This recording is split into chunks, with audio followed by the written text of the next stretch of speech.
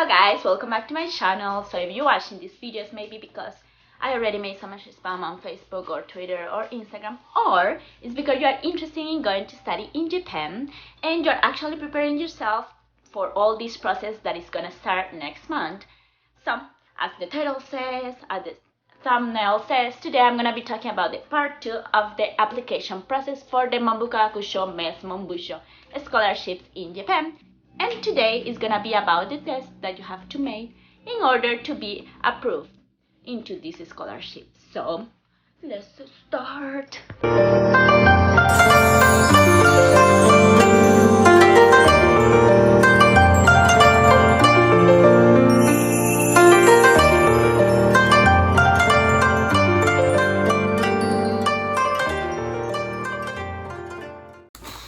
The lighting is not good today. I'm sorry. You have to deal with my shadow through all the video, but who cares? We're here for the information. So anyways, let's start.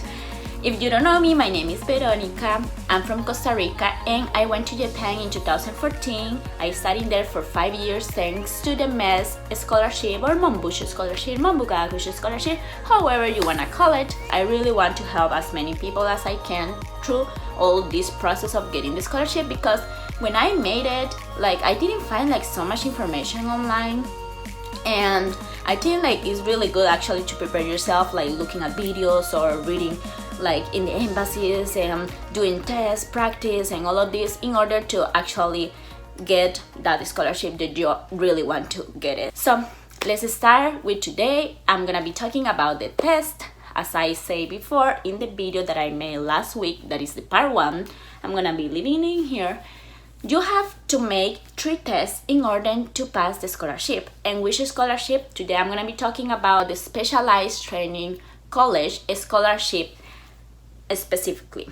If you wanna apply for undergraduate, graduate, or different scholarships, the tests that you have to realize are different. For example, you will have biology or physics or chemistry. So in this specific scholarship, you only have to make 3 tests, that is mathematics, English, and Japanese. As I explained last week, you should have advanced mathematics and advanced English and a basic Japanese in order to apply for this scholarship. So they will actually make the test from a lower level until an advanced level in order to know how much do you actually know in these 3 subjects. So the tests are gonna be made in July of every year. I just wanna clarify that when I did it in Costa Rica, so that's all the experience I had. And in Costa Rica, they do that first. You have to go and submit all the papers from April until June, and after that you have to make a test. And everyone that submitted the papers do that test together on July. I know that there are countries that make it different. For example, some Europe countries that they first get the application and then after they choose who is gonna make the test and who is not gonna make it. There are countries that also have more than 1 test time, that they are gonna make a second test that is almost an interview that they talk to you. But the one that I'm gonna be explaining is the one that I made. That process that I made, that is you just have to go and do the graded test. The embassies of Japan in every country send you to a link of Study in Japan. If you want, you can go and check in there, and they will have past tests that you can actually review in order to understand how the tests work, or what kind of topics you're gonna see in the test. Sadly, I was checking and I only found, until today, I only found mathematics test. So I cannot show you English test or the Japanese test, but I'm gonna talk to you about the experiences that I had with this test. So the first one is gonna be the Japanese test. Back in 2013 when I made it, I didn't have to make I didn't have to pass the test in order to get the scholarship, and if I didn't know, I could have leave it in blank. But this year you have to actually fill out the test. It doesn't matter if you don't know the answer, you just have to fill it out. You cannot leave it in blank. And the time depends on the country. For example, in Costa Rica, I know that the Japanese test is gonna be 2 hours, And from this test you will have like simple questions. For example, I don't know, in my year they have like a question that say like which one is a cat, and they show you like a picture of a cat and you just have to select it, or stuff like that. They start with simple questions and they go until the advanced questions. So my recommendation for you is to start watching videos in YouTube, like at least memorize the hiragana and the katakana. I'm gonna be leaving in here in this video in the end of the video in case you don't know the katakana and hiragana and you would like to memorize it. I also like recommend to watch like so many videos of grammar in the YouTube. There are so many YouTubers that are teaching Japanese. I'm gonna try to find like a really good one and leave you guys a link down below so you can actually practice a little bit, at least like the simple things that you will need to pass the simple like questions. Since there are so many people that actually doesn't know Japanese, I think that the tests that are most important one are the English and the mathematics, because most of the people know these two subjects. So these are the most important ones, so please like give your best in these two tests, because these ones are gonna be the one that define if you're gonna get the scholarship or no. And then we have the second one, that is the English test. The English test I couldn't find either, as I said before, like a past test to practice, and when I did it I didn't know English.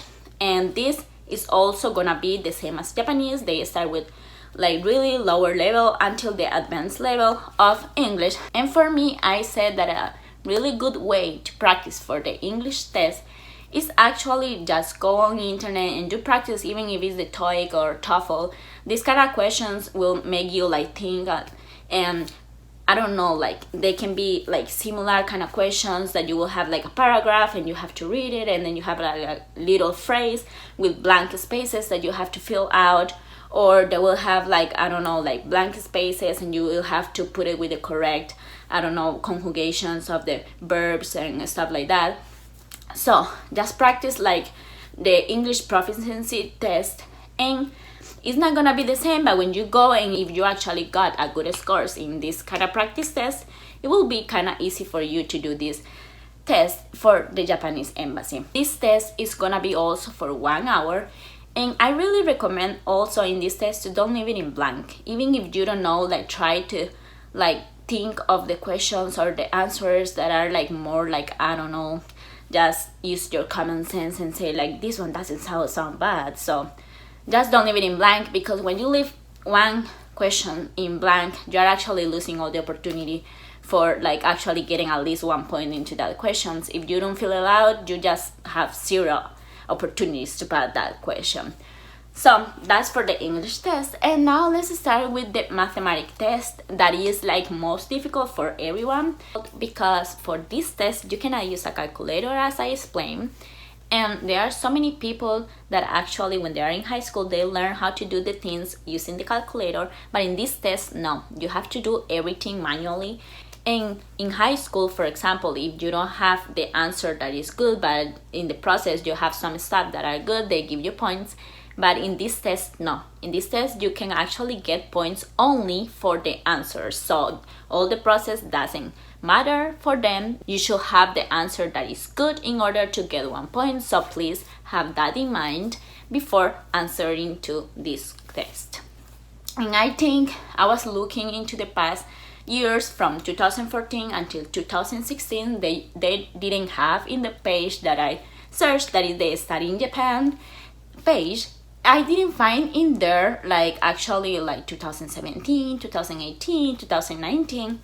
So I cannot actually tell you 100% sure if the test changed or didn't change, but at least when I did my research, they say that the tests are not changing, that are actually the same topics but are different questions.